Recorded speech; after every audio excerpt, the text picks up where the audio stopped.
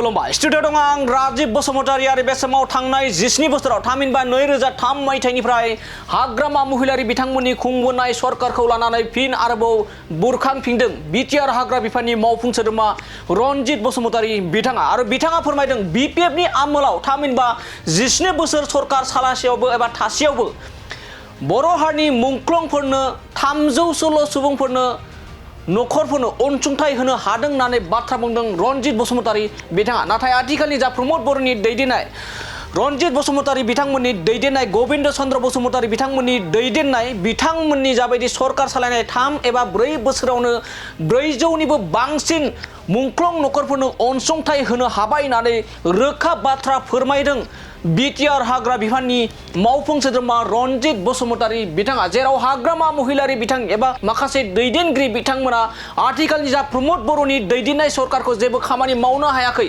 मुंख्लंफोरनि जेबो खामानि मावनो हायाखै, बारग' एनडिपिफोरनि जेबो खामानि मावनो हायाखै होननानै दान्थे बिदान्थे खालामनायखौ बे समाव नुबाय थाबोनाय जादों एबा नुबोबाय थादों। बेखौ लानानै गोख्रों आरो रोखा खालामना होदों बिटिआर हाग्रा बिफाननि मावफुं सोद्रोमा रनजित बसुमतारी बिथाङा हाग्रामा महिलारि बिथांनि सायाव। आरो बिथाङा फोरमायदों थांनाय 17 बोसोराव हाग्रामा महिलारि बिथाङा बर' हारिनि गेजेराव जेबो बेफोरबायदि मुंख्लंफोरनि नखरनि थाखाय खामानि मावनो हायासै। नाथाय आथिखालनि जाबायदि प्रमद बर'नि दैदेननाय सरकारा 4 बोसोरावनो 400निबो बांसिन मुंख्लं नखरफोरनो मदद होदों। आरो नाथाय 17 बोसोराव हाग्रामा महिलारि बिथाङा 17 बोसोराव 300सोल' मुंख्लं नखरफोरनो अनसुंथाइ होनो हादों होननानै रोखा बाथ्रा फोरमायदों। बिदिब्ला दानिया फैदों रनजित बसुमतारी बिथाङा बिपिएफनि आमोलाव माबायदि मुंख्लं नखरखौ नोजोर होनाय जादोंमोन जों बिथांनिफ्राय आबुङै मिथिना लानि।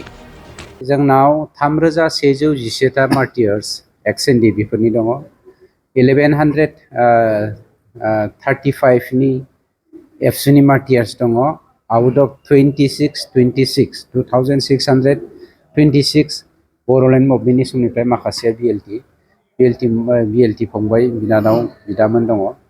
दा बिथांमोना दिनै मार्टियार्सखौ 3111 जाय जोंनि एनडिपि मुभमेन्टनि समनि मार्टियार्सजों लोगोसे सरजाबफानायनि बाथ्राखौ बुंदों। फेलें जायैखौ बिथांमोना गावसोरनि मिथिगौ। बिथांमोननि समाव 17 बोसोराव 2626नि गेजेराव 300 जनसोल' 300 बेसेबांबाल' बिथांमोना मार्टियार्सनि एक्सग्रेसिया होनो हादों। जोङो 3111नि गेजेराव दासिमाव जोङो 442खौ होखांबाय।